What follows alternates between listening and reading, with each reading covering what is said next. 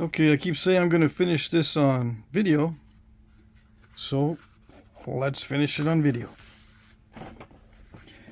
I'm going to put a link to the video where I started this when I find it.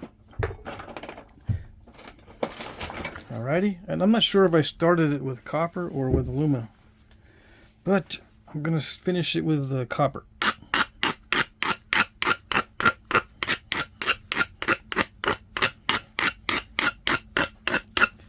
The hardest thing for me on these is to decide ahead of time what I'm going to make when it's on video like this. Yeah. So we'll see how it goes and where it goes instead of trying to decide beforehand.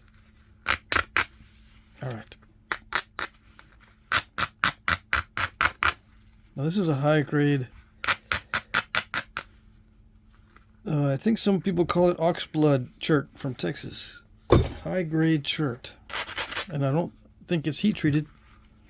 I don't think it's heat treated.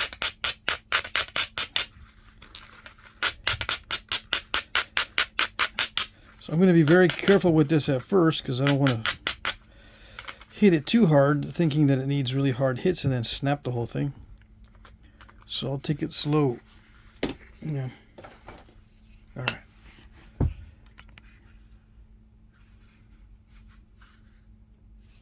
Mm-hmm.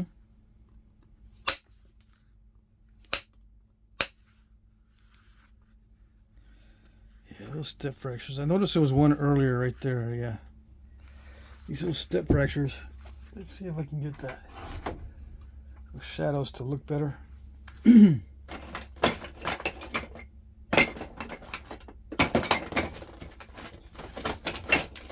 going to try to pick out that step fracture.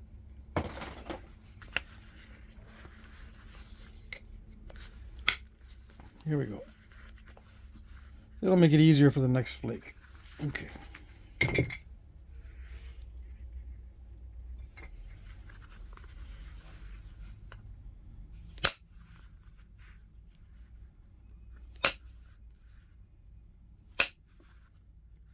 Oh, should I open the door so I can hear the outdoor sounds? Yeah, I don't feel like doing much talking in this video. Maybe the outdoor sounds will be interesting. Well, we got a moth already. Already. I don't want that. Never mind. Let me close it. I don't want a moth to distract me right in the middle.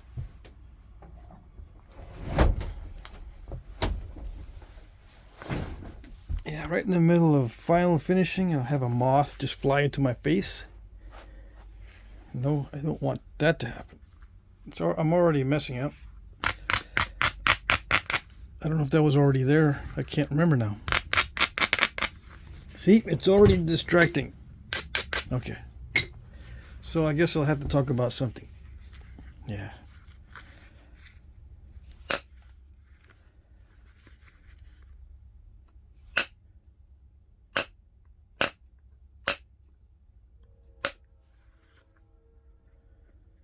Mm-hmm. I don't know what. Talk about something, but I don't know what. I'm gonna nap something, but I don't know what. I don't know what to do this time around. A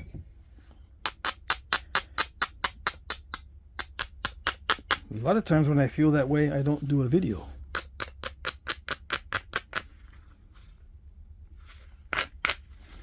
But it's already Friday, right? Is it Friday night already? It seems like it is. I lose track of the days. I probably knew what it was this morning, but by the afternoon or nighttime, I forget what date it is. And I know what it is in the morning. Yeah.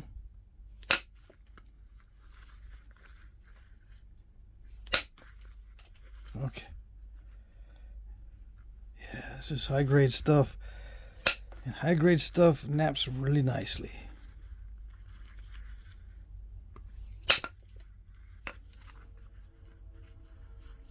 But if I don't do it right, I get those. So that's what I got to watch out for with this particular piece. It's not a big deal at this stage because it's still early, but in the final thinning, I can't do that. Yeah. It's not allowed. No, no. Oh, no. Definitely not allowed.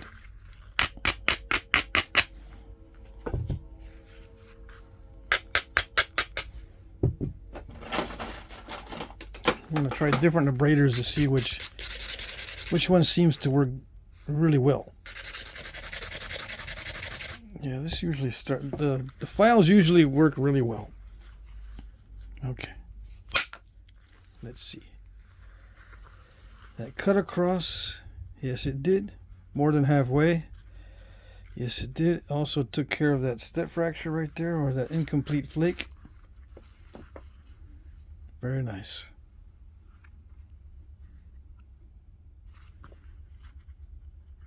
Okay, so I gotta do that more often. I could do that a bunch of times on this.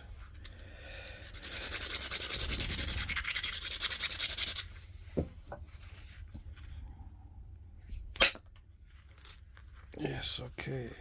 A bunch of times without cracking it on the initiation of the flake. See how easy it is to crack? There's already an incipient crack in there. But it could be just an undetached flake. Yeah. If it's an actual crack going into the middle, it would not be good.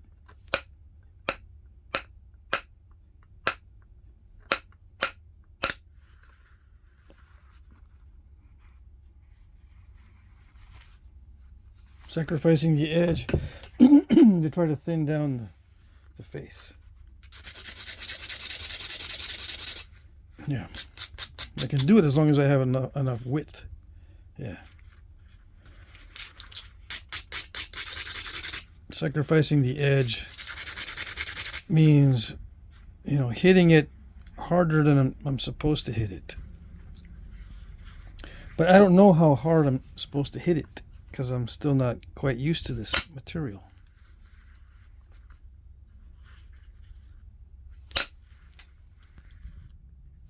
Are there times when you're used to the material, but you still hit it harder than you think you should? Oh, yes. When you're trying to do something that seems impossible, that means you got to do something different than you normally do. Yeah.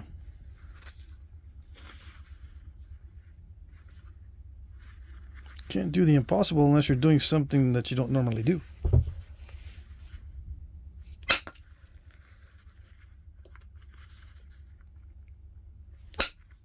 What seems to be impossible. Yeah. I'm exaggerating when I say doing the impossible. You try to do what seems to be the impossible. Sometimes. You can't be doing the same old technique to do something that seems impossible. It has to be changed up a little bit.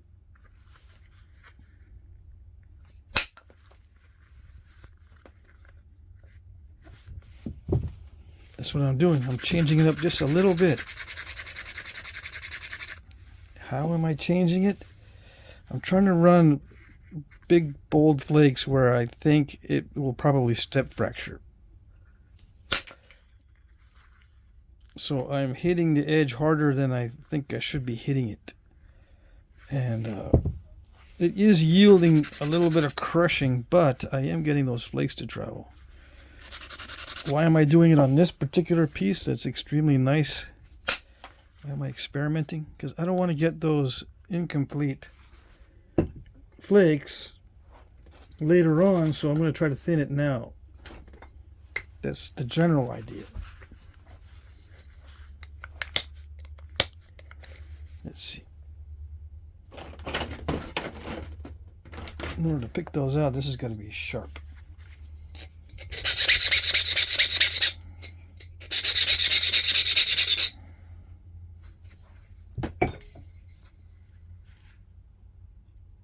Yeah, just like that.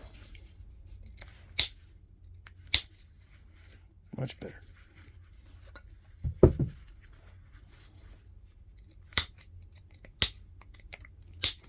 Come on. Sometimes when I do this, I'll pinch myself like this on the edge. And I've had it cut through my pants sometimes. So,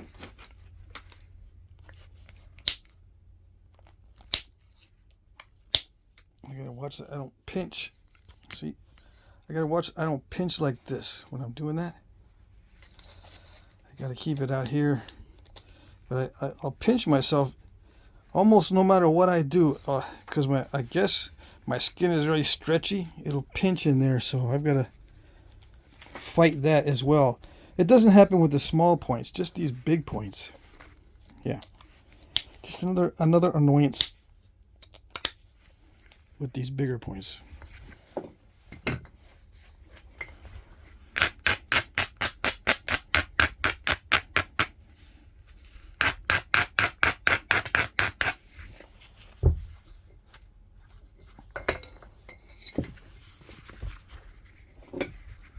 Okay, let's see.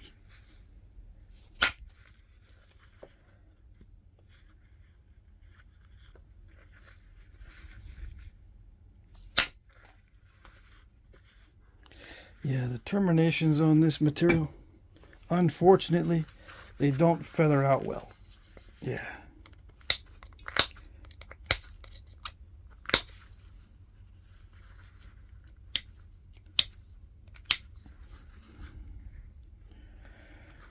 So the best chance of success is to go narrow with it. Yeah. I can't have that kind of stuff in the middle. So let's see.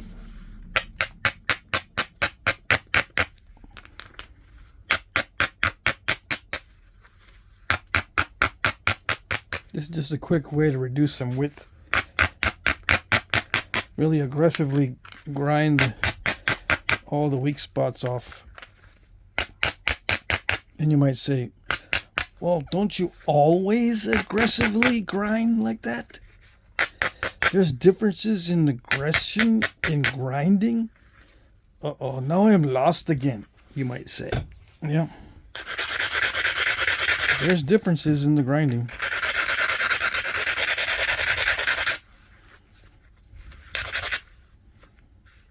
Yep. Just gotta try different things. Well, you don't have to, but you know. If you want to do something different, you gotta try something different. I'm trying to get these flakes to travel well without trying to bite off too much. Yeah.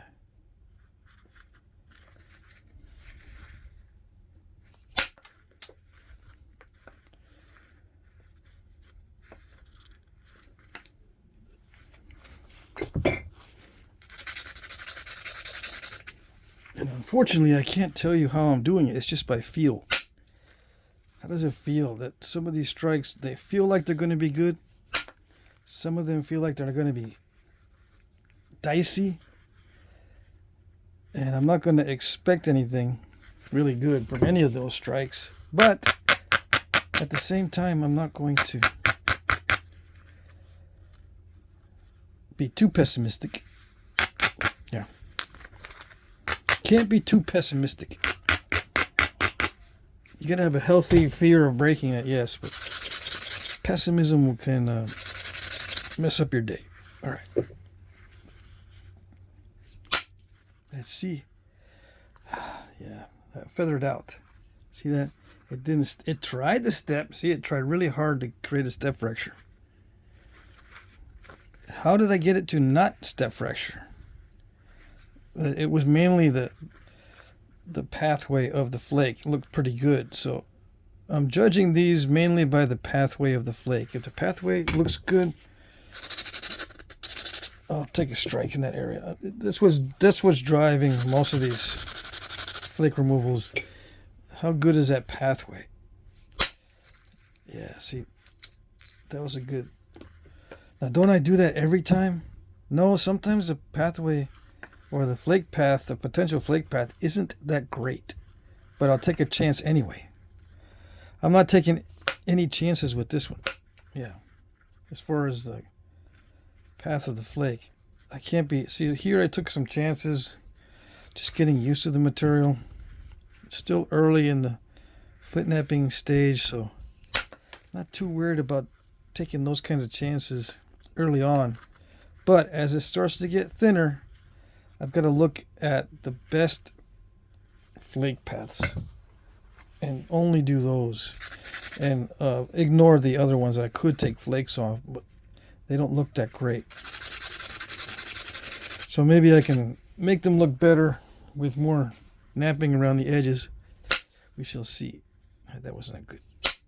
I got to hit these well. That would help.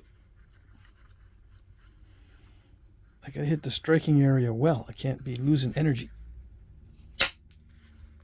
Yeah. Is my glove stopping the ending? No, it's just barely there. Just barely touching. I don't think I'm exerting enough force to stop the flakes. And, you know, just in case my finger is right where the flakes terminate. And I got a new glove, too. Mm-hmm.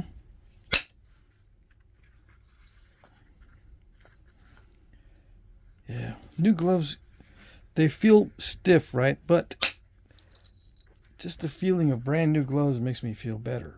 Even though it's a little bit stiff and difficult to work with.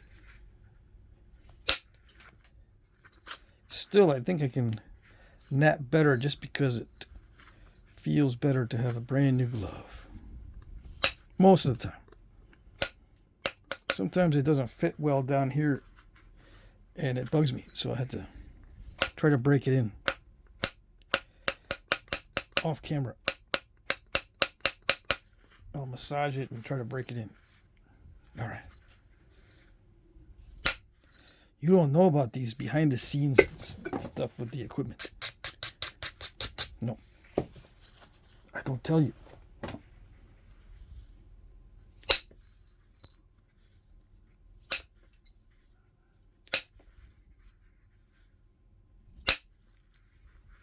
Yeah.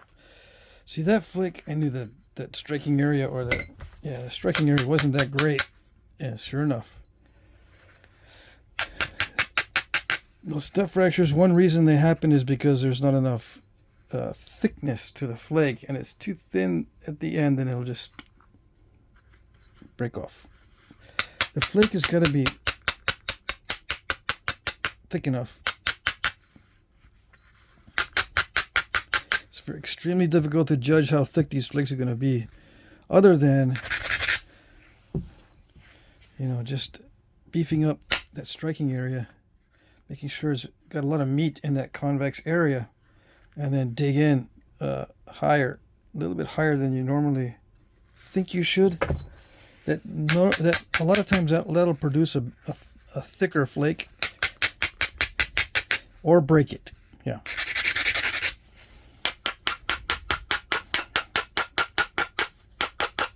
That's why it takes years to tweak these flake removals. Yeah. All right, I'm going to work on some symmetry. It's already getting out of alignment as far as symmetry goes. Yeah, I am going to make a point type out of this, so it needs to be at least somewhat symmetrical. Now, it doesn't need to be symmetrical if I was going to make a knife blade, a modern knife blade.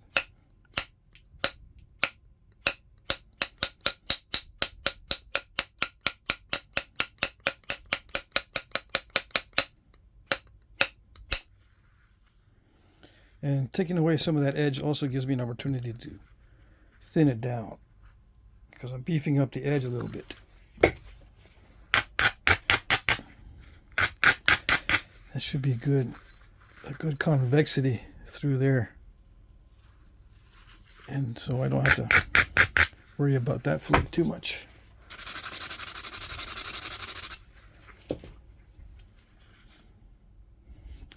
Let's see. It wanted to stop. Yes, it did. But I'm not going to let it it's mostly detached. There's a little spot right here that's not detached right there, but I can pick that out. As long as I don't pinch myself. Why does it matter if I pinch myself? Because just that little distraction can make me go, oops, and then put a big old metal mark in there that I can't remove. That's another thing. I'm trying to thin it down and create a nice smooth surface with big bold flakes. That's what I'm doing, right? So if you're wondering what am I doing overall in general, what's the big picture? I'm trying to create some big bold flakes so it looks nice and I don't know, nice and nice, according to me. And trying to thin it at the same time. It's got to look nice and nice. Nice and good. And thin. Because that's what everybody struggles with.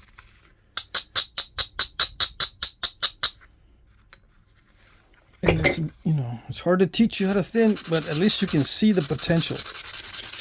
Yeah.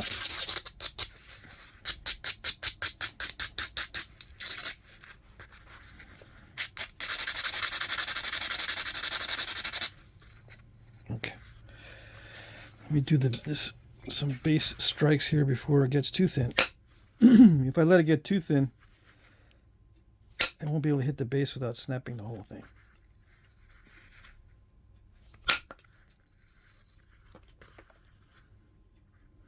I'm still wondering how I'm going to get that out. I might have to force a step fracture in front of it and then pick it off. That is a technique. Yep.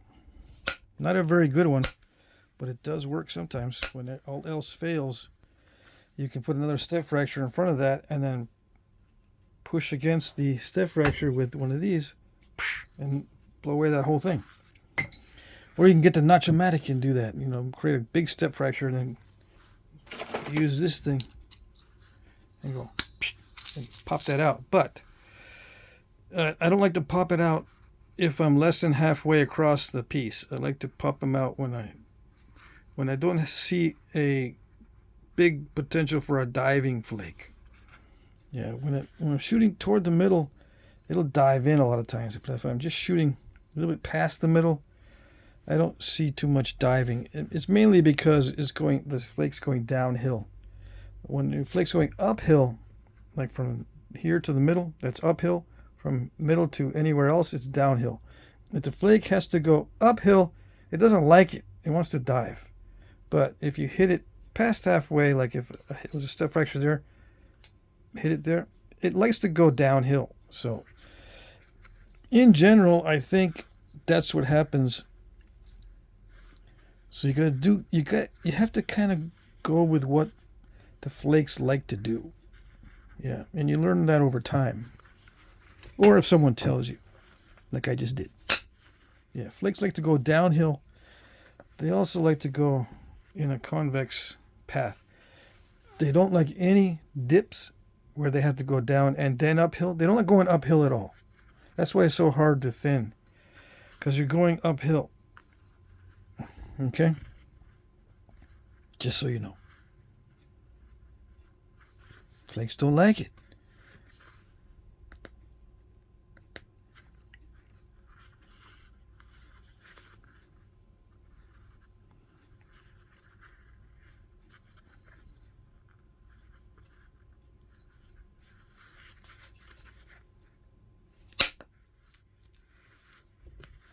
What do flakes like? Anything? Yeah, they like to be short. And they like to terminate with a step fracture. That's what they like to do. See, they like to go less than halfway and terminate with a step fracture. If you let them, they'll all do that. And they like it. Yeah. Oh, yes. What was I trying to do? I just wanted to thin that area and not step fracture, but it's hard to predict, or almost impossible to predict the termination. Yep. Now, some of you guys have found my channel because I was smoking Knapping. You're wondering, Okay, what's this now? What are you doing? There's no Knapping in the video. What are you doing now? This is all over the place. This is called Flintknapping. Okay? And I Flintknap in a very strange way, and I say strange things and do strange stuff. And I say, voila, a lot. In addition to smoking Knapping, or in this case, with this particular substance, it's called silky dogwood, very closely related to red osier dogwood. And as I was working with it, making arrows, I got a bunch of it that is drying, and it has dried. I was thinking, yeah, it's a lot like red osier, but the red osier that I had before did not want to straighten. No, I don't know what it was about the other red osier that I had. It might have been already too well seasoned when I got it from a friend of mine. So I didn't have access to it in Texas, so I had to depend on friends to get it. But I think he just gave me stuff that he was already seasoning, had it drying for a while, so I couldn't straighten that stuff out. It took me copious amounts of heat and patience. And even so, I broke several of the ones that I had before. I said, I don't know if I like red osier, except it sands down real nice and feels real smooth. Not like some other types of wood that just the slightest humidity will make it feel rough. That kind of thing. Anyway, this silky dogwood feels pretty smooth.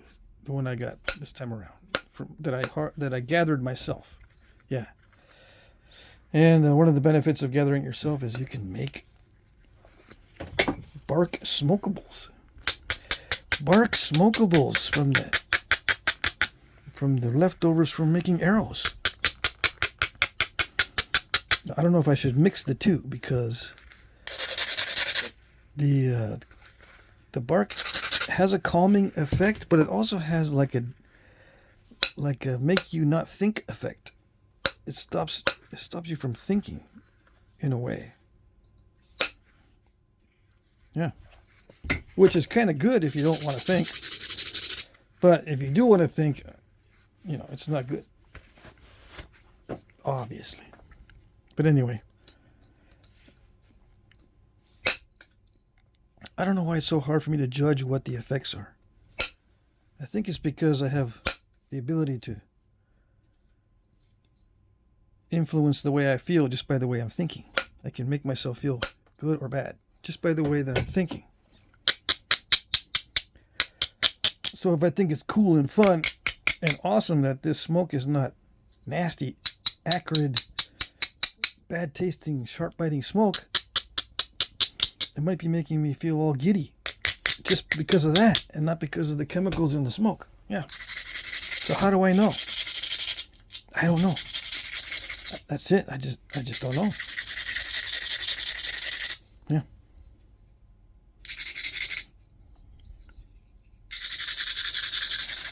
I'm going to try some other stuff too. I was looking at herbs, but then I said to myself, there's just too much, excuse me, but there's too much BS out there surrounding herbs. So I'm going to do a common sense approach to finding more smokables. And one of the common sense approaches that I discovered was just looking at types of wood that people use in cooking to smoke meats and other food, Smoke that is used in cooking, because you're obviously going to eat it. And if it was hazardous or had toxins, they wouldn't use it for cooking, no matter how good it tastes. Yeah. So I'm going to try smoking some of those barks that are from trees that you can use for smoking meats. And one of the ones that is easy for me to get around here is apple wood. Yeah. I got a feeling it's going to be harsh to smoke, the apple wood bark, but I'm going to try it. And like I said, it's going to be a common sense approach. I'm not going to try just anything or try something that a herb guru on the internet told me was good. Oh, someone asked me about mullein. Mullein, yes, I have tried that. And I don't know if I didn't wait until it was dry enough, or if it was just the weirdest mullein in the world. But I smoked a little bit of it. It's all crumbly though when it dries. It just crumbles away into nothing. I had to put it in a pipe. Even so, it didn't light well. But anyway, I started puffing on it, and I'm going, wait a second. Did I just wash this leaf with dishwashing liquid? Because it tastes like I'm smoking soap. Yeah. That's exactly what I said to myself. I said, I don't know. This is supposed to be pleasant? Because if it is, something's wrong here. Either I got some bad mullein, or I forgot. Maybe it was sprayed with pesticide. I forgot to check to see if the neighbor might have done, because it was in the backyard here. And this was 2 years ago. My stepmom one of her favorite plants was mullein. She'd grow mullein. So I tried some of it to smoke. And I'm thinking to myself, later on, like yesterday, maybe it was pesticides. The neighbor might have put pesticides in. I don't know. My stepmother didn't realize that I was testing it to see if it tasted good to smoke it. No. I didn't tell her either.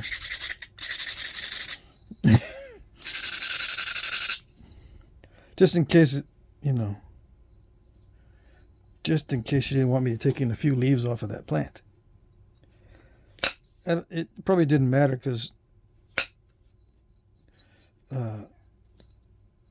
I didn't see it again here this year. That means it was not planted, or she pulled it out. She didn't want to plant it again.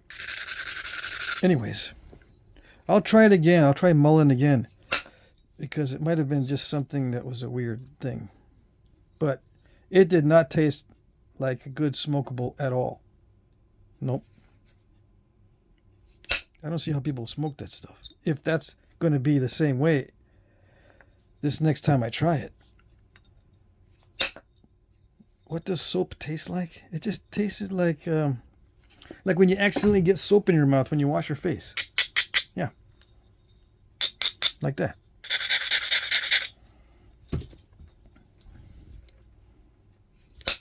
Why am I even experimenting with smokables?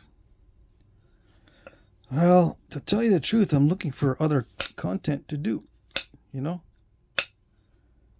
the process of making arrows and doing flint napping, if there's some other stuff that I can do for videos that's related to flint napping and arrow making, even if it's related through the materials and not necessarily the skill, just the materials, I'll do it. If there's other uses for silky dogwood besides arrow shafts, why not? I'm already working with it. Yeah, it turns out that dogwood kinnikinnick, red osier, or silky dogwood, is surprisingly good. Yeah, it's surprisingly good. So yeah, I mailed some to two of my daughters who like to use incense and stuff. They like these herb things. So yeah. And I'm not going to send anything to my kids that I don't try myself. So yeah, I filled up my shop with smoke. I think my lungs are slightly irritated still from that I did 2 or 3 days ago. Yeah, literally the whole shop was full of smoke. And I made sure that I stayed in here long enough to discover any bad effects, if there are any. And there wasn't any bad effects, other than just lung irritation. And I think I still feel a little bit of irritation in my lungs, but not much. So it's good. Not like pine. If I were to fill the shop with pine smoke or something like that, a softwood or an evergreen type of smoke from either rosin or the wood, my lungs would be irritated for days and days. It would not be pleasant at all. So this is probably not going to last more than another day as far as that slight irritation that I have in my lungs. Yeah. It's just like any other time where I use smoke to smoke meats. For cooking, I'll have a little bit of irritation after smoking meats because I'm sitting there watching it. You know, I'll inhale some of the smoke while I'm smoking the meat outside. That kind of irritation in the lungs. It's a normal thing. So I didn't get anything other than a normal irritation from the silky dogwood bark. Okay. Just normal stuff, which is good. I'm glad that it worked out. So I scraped a bunch more bark. Yeah, I got a good supply now.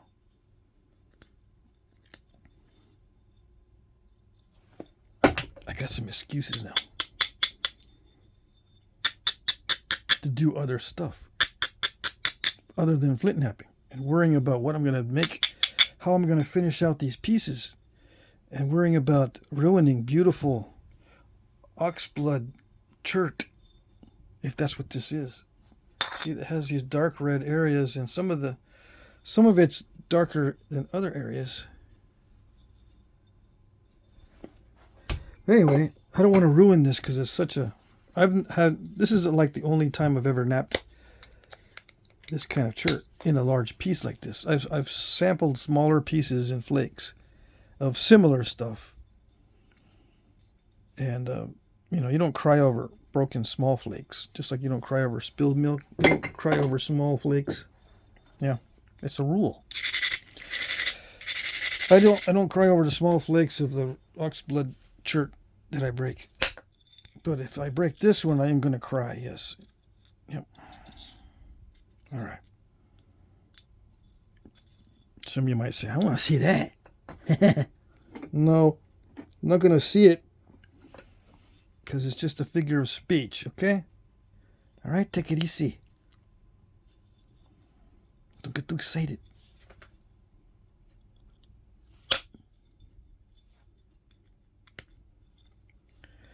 All right, let me see. I'm thinking that's good enough, but I know it's not because it still looks too flakery right there, and it doesn't look professional. No, dang it. Even I don't think it looks professional. Even I, when I cut myself a lot of slack, usually. Yeah, I'll mess with it on video a lot, but I'll cut myself a lot of slack. I just can't cut that slack right there. I got to get rid of it eventually, unless something drastic happens, like it gets too narrow, and I just don't want to make it even more narrow. I'll just leave it. Yeah. I don't have any good angle of attack or a good avenue of attack for that particular area. Yeah, I used up all my attacks when I hit this here, hoping to catch it from the other side. That's a really long flake. That was risky. I could try another really long flake, but I know it's not going to work. Yeah, because two things. One, it's a long flake right in the middle. It could snap it in half. And number two, I'm trying to depend on the termination to do my repair. The termination of the flake is not what you want to depend on to make a repair. Your repair area should be the middle of the flake, not at the end. Whenever I'm trying to repair or do damage control with the ending of the flake, I am taking a big risk. And I don't think I've mentioned that often enough in the past. Right? I don't think I have. But yeah, the termination of the flake is not something you want to mess with. You don't want to take risks and say, okay, I'm gonna blast all the way across, and the ending of the flake is gonna remove that blemish. You can't depend on it. Sorry. I mean, I could tell you, go ahead and do it, but you're gonna become miserable. Yeah. Jack Crafty said I can do it. Just use the end of the flake for the damage control. I could say that go ahead and do it, and then you'll be miserable because it won't do it. No. And if it does, you'll think it's your skill and not luck, and then you'll try it again, and you'll go, I did it one time, but I can't recapture the moment. And you'll be spending months trying to recapture the moment. And you can't. Why? Because it was luck. Yes, that's why. Sorry to say. That's the reason. If you can't, I've seen guys try for years to recapture certain moments. Or they tell me, I haven't seen them, but they tell me that they were trying to recapture the best flaking they've ever done. And they couldn't do it again. And they're wondering why. They're like thinking they're going senile. Maybe their eyesight's failing. Their attitude is bad. Something. The material, they're getting bad material. No, dude. It's because you were lucky. Yeah. Sorry to say. That's how one of the ways you know that it was luck is when you can never recapture that moment. Yeah. And it may take you years to figure that out by yourself. So I just saved you a bunch of time. Yeah. Or maybe you don't want to hear it. I don't want to hear that I can't recapture it because it's my life's goal. Okay, fine. You can have that as your life's goal. As long as it doesn't make you crazy. You're already crazy enough. Oh, yeah. How do I know? I don't know. I have no idea. I have no first-hand experience. Okay. This ending stage is no laughing matter. I cannot be laughing during this stage. Yeah. If you're like me, you start laughing, everything goes to crud. Yeah.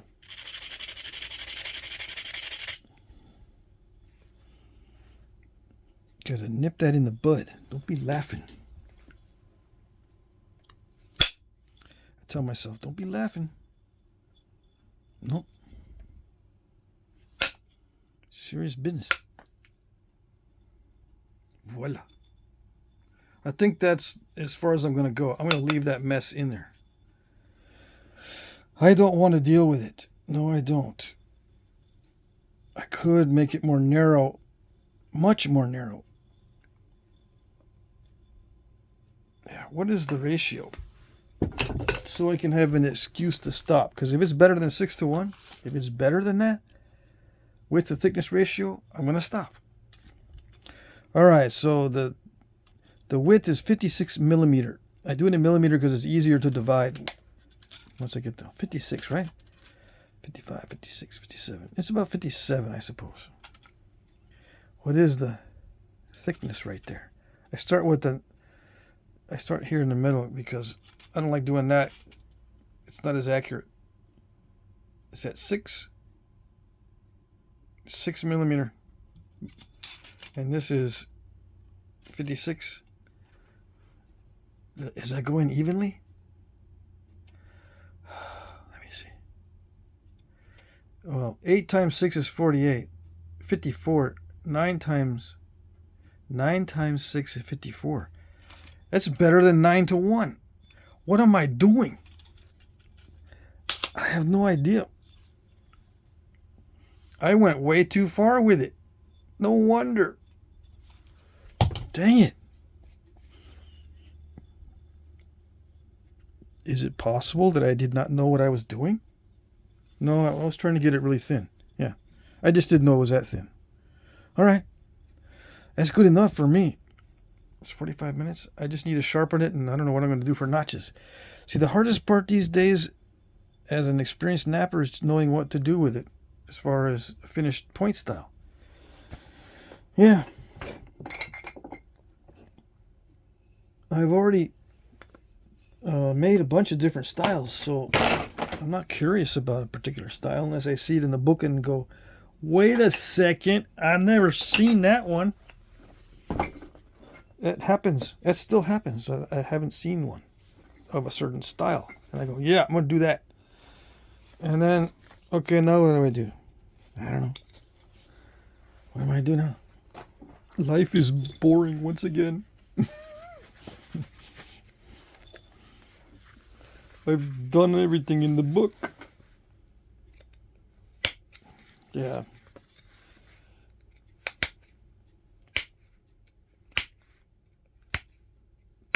Some of you saying, you know, you can make a large piece that is done in an arrowhead, a true arrow point style. Right? I can make, let's say, a Toya arrowhead for arrows in this size. Big, fat Toya. Or a big, fat Cahokia side notch or tri notch. Big gigantic Cahokia, yeah, big one. Why not? Someone asked me that, and I go, you know what? You're absolutely correct. Does that mean I'm going to do it? No, I'm not going to do it. It just feels odd. Yeah, I'm kidding. It does feel slightly odd to do it that way, but I can do it. With this one, I don't know.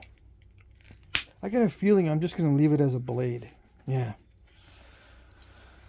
Yeah, heck with it. I'll let someone else figure that out. And just offer it in the auction. I got to go to a birthday party this Monday. I don't have to, right? But I want to. Yeah. So I'm going to have to record the auction early and then upload the auction while I'm at the birthday party. Or I don't have to upload it at that time. I can upload it earlier than that, of course, and just post it while I'm at the party. Yeah, and it's also Memorial Day. So, yeah, it's busy. The library is not going to be open. Right? So I can't go to the library Monday. So I'm going to have to upload the auction early anyway. But now I got to do it super early because of the birthday party. So I'm not going to be straining myself to make a fancy point out of this tonight because I'm running out of time. I've only made one other item. Yeah. Besides this one.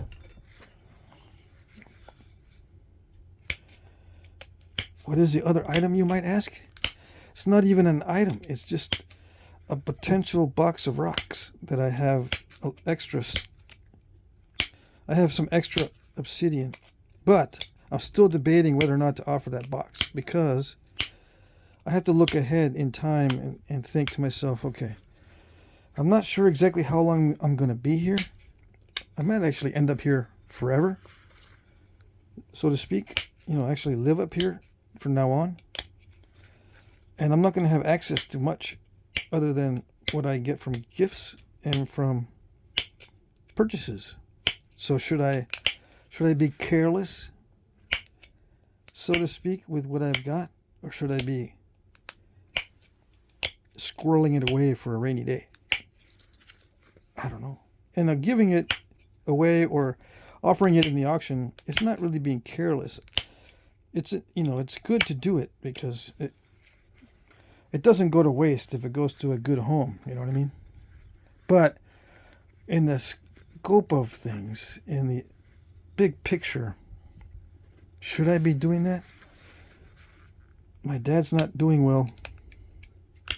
I'm going to be here for a while and not being able to go anywhere. Like, I can't go hunting for my own rocks. I'd love to go to Glass Buttes every year and pick up 250 pounds. That's what, like 3 buckets full of good obsidian stuff every year. And I got friends that have knowledge of other spots besides Glass Buttes where there's obsidian for the taking on public land in areas where you can get it without getting into trouble. So I was going to do that this year, but I can't now. So I have to be careful about what I use and what I sell and what I give away. Because, yeah, I still give away stuff. I'm in the process of putting together a box for a guy here in Vermont. I still haven't found stuff good enough for him because he's new. You know, I don't want to send him some really bad stuff because there's plenty of bad stuff here. Oh, yeah. Oh, yes. There's a lot of bad flint and chert here in Vermont. It takes some time to find the good stuff. Yeah. Up near Lake Champlain, if you have any curiosity about the matter. Or just go across the border into New York and get some. Upstate New York has a bunch of chert. And flint. And jasper. And you get into Pennsylvania and you get even more in certain areas. I don't know those areas very well. I know that if you go to Lake Champlain here in Vermont, you can't gather the rock unless it's on private property and you got permission. You can't gather it from the public lands here in Vermont. Unless it's a road cut. You know, then it's different. As long as you're not blocking traffic, as long as there's a shoulder you can pull off on the side of the road and then you're not posing a hazard. Yeah, I've picked up rocks here in Vermont, mainly quartzite, from a road cut. It's not too far from where I live here. But the quartzite here in southeastern Vermont is terrible to nap. Golly, it's so hard. Yeah. It's good for hammerstones, kind of hard. I'm not talking about difficulty. I'm talking about hardness of it. It's some of the hardest quartzite I've ever experienced. Yeah. I don't know what they did to it. What did nature do to the quartzite around here? I hate to ask. Anyway. It's good for hammerstones. There's all kinds of different grades of quartzite around here. And some of it's good for hammerstones.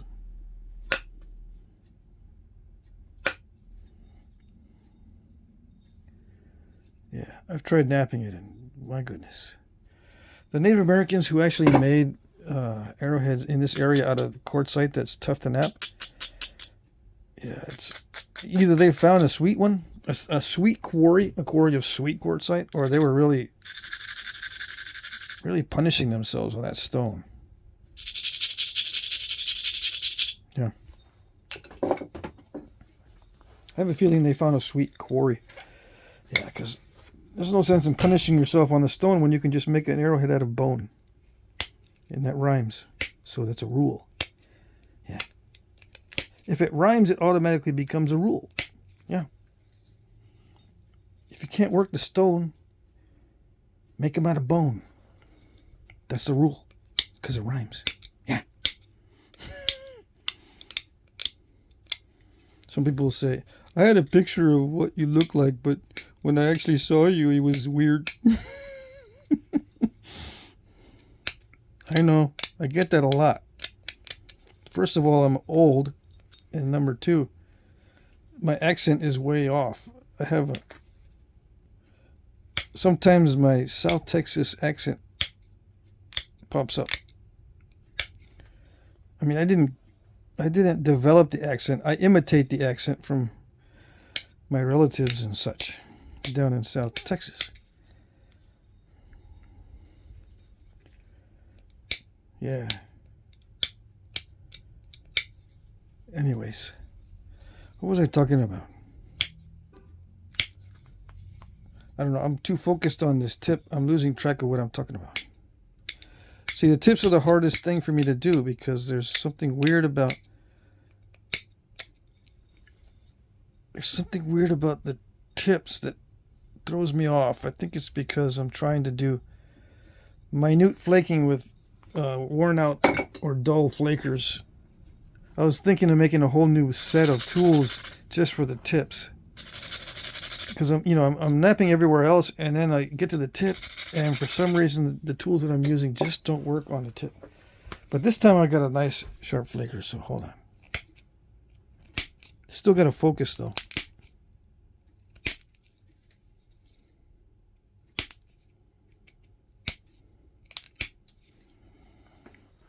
Yeah.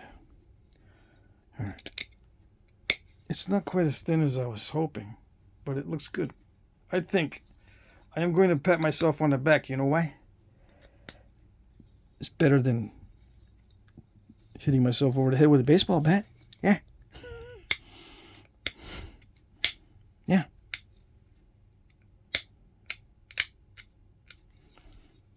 I'm 61 years old. Sometimes I don't believe it myself. Oh, I believe it. Some of you out there, no, I believe it. You talk about old stuff. I could spot it a mile away.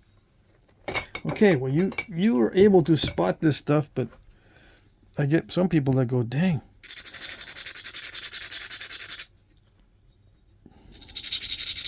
The voice doesn't match. You got a voice that doesn't match you. Yeah, I know. For some people, yeah. For others, it doesn't matter. For me, I have no clue. Yeah. I don't have any clue. It's the autism, I tell you. The awareness. There's no awareness and there's no filter. I have no awareness and no filter.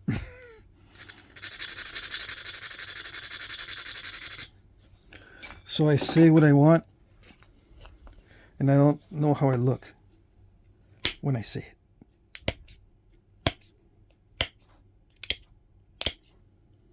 Yeah. All right, so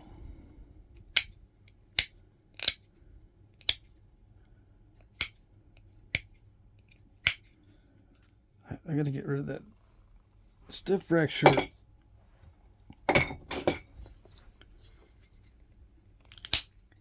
Uh-oh. It's doing the raw stone thing. Dang it. It's resisting the pushing on it.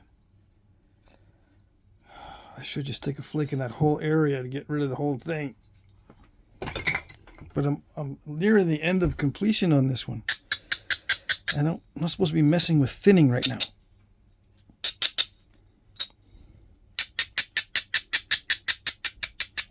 Yeah.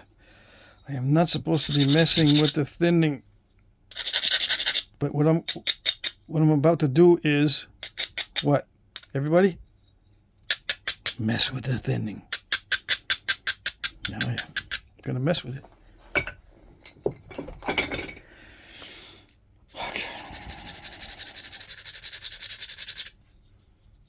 I don't like it. I don't like the prospects of this. But I'm going to do it anyway. Yeah. I don't like it. This is one of those times where I don't like it. But I'm going to do it anyway. Okay. There we go. I did it. It did it. Kind of. Still have a little step fracture at the end. But it's better than having that step fracture near the edge. Yeah. Well, over here, I have an excuse. I don't have an excuse when it's close to the edge. Yeah. Okay.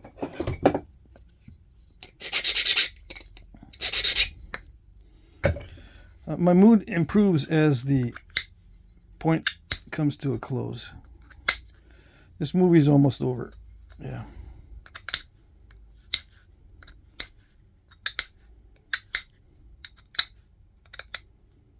It's lots of drama. It's a drama movie. These flint knappings. Yeah. You don't think so?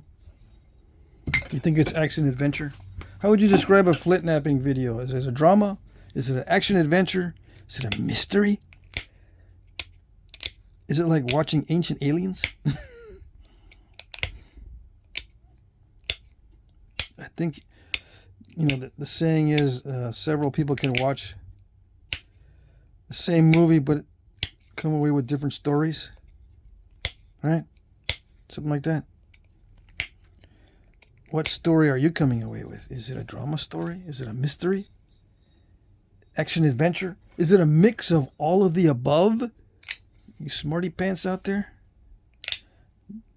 The smarty pants always say, it's a combination of all of the above. You know it is. Okay. No, I don't know what it is.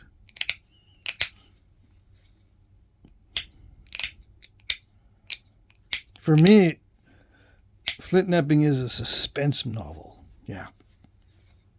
Suspense movie. It's in the suspense category. Yeah.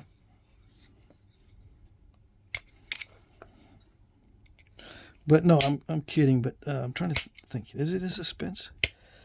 I'm kind of kidding, but maybe not. No, I don't think of Flintknapping as a form of entertainment. It's a form of meditation. Yes. Entertainment? No. Skill. It's a skill that is satisfying. Yes. But I'm satisfied at the end. I'm not satisfied during the journey. If you know me from all these years of Flintknapping, you understand that the journey is not something I look forward to in Flintknapping, or I don't enjoy the journey. I like the result. Yeah. Now, when some of the flakes act really well, or I did a nice flake, yeah, I'll have a temporary enjoyment during the napping, but I'm enjoying the result of the flake. Generating that flake was one of those things that causes me to sweat. It's part of the sweat stage. I don't enjoy that. Nope. Okay, so I'm picking on the edge, trying to sharpen it. Dang, this is dull. I was going to stop, but no, this is too dull. How do I know it's dull? Because I still see some of the areas where I used the abrader. I didn't sharpen them. Or something made it dull there. The file or the abrading stone. Actually, it's not a stone. It's a part of a grinding wheel. The abrader that I use, both of those abraders I use are parts of grinding wheels.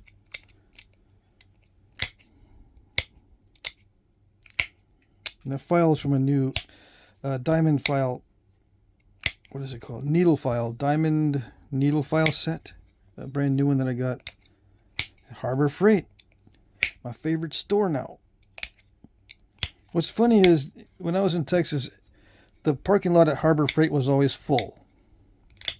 Here in New Hampshire, where Harbor Freight is that I go to, the parking lot's always empty. Why? It's so funny.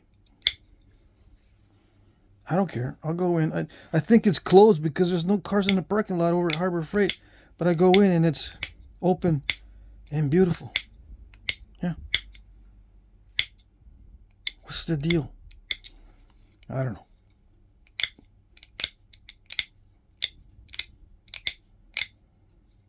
Is there a better place? If there is, you let me know.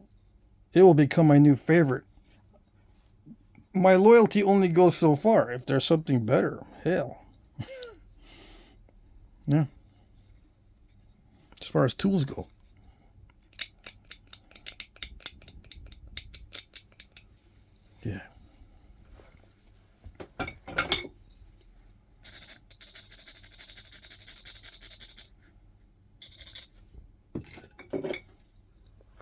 All right, just a little bit more on the tip here.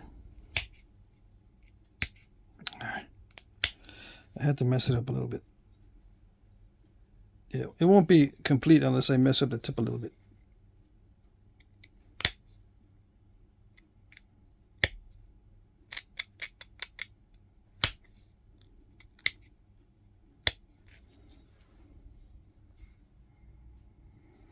Yeah, I'm trying to thin it a little bit more, but I don't think it's going to work. Why do I want to thin it a little bit more? Because I know that I can.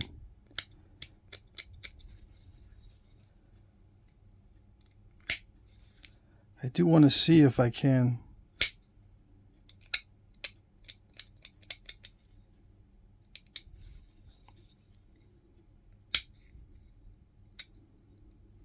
But I stopped when I started getting diminishing returns. Yeah.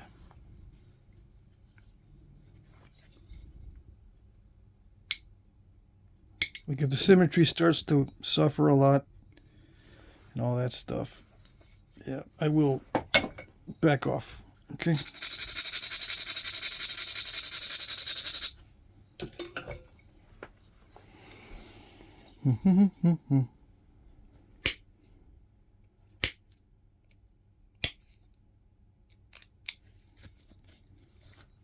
I got it a little thinner. Yes, I did.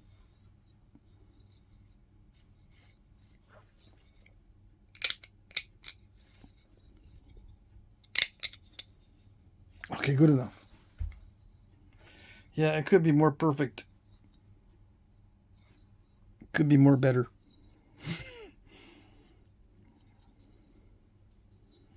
All right, that's it.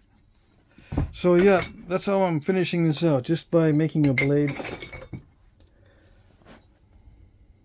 Yeah, I don't want to. I'll let you do the notching. Yeah. I like it. I do like it, even though it's got that little bit right there that didn't work out so well. It's funny because it looks like it naps better than all the rest of this material, but for some reason it didn't. Those flakes didn't carry all the way through there. At least they didn't dive in. Yeah. Rather have a bump than diving flakes with incomplete fracture. It's stronger when there's a little lump. Yeah. All right. That's my excuse. Okay. There you go. And that's it.